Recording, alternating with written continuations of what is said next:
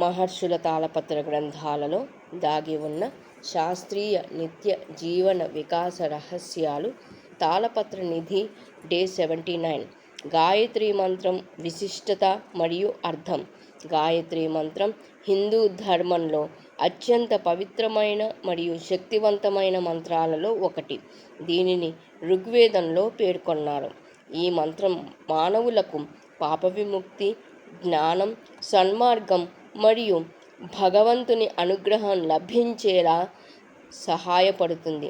విశ్వామిత్ర మహర్షి ఈ మంత్రాన్ని మానవాళికి అందించారు. గాయత్రి మంత్రంలోని వ్యాహృతులు దివ్యశక్తి కలిగి ఉంటాయి. గాయత్రి మంత్రంలో 24 బీజాక్షరాలు ఉంటాయి. ఓం భూర్భువస్సువః తత్సవితుర్వరేణ్యం భర్గో దేవస్య ధీమహి ధియో యో నః ప్రచోదయాత్. ఈ గాయత్రి మంత్రంలోని ఓం అనే అక్షరం బ్రహ్మాండానికి సంబంధించిన పవిత్రమైన శబ్దం. భూర్భువస్సువః అనగా 3 లోకాలను సూచిస్తుంది. తత్సవితుర్వరేణ్యం అంటే సృష్టికర్త యొక్క ప్రకాశం.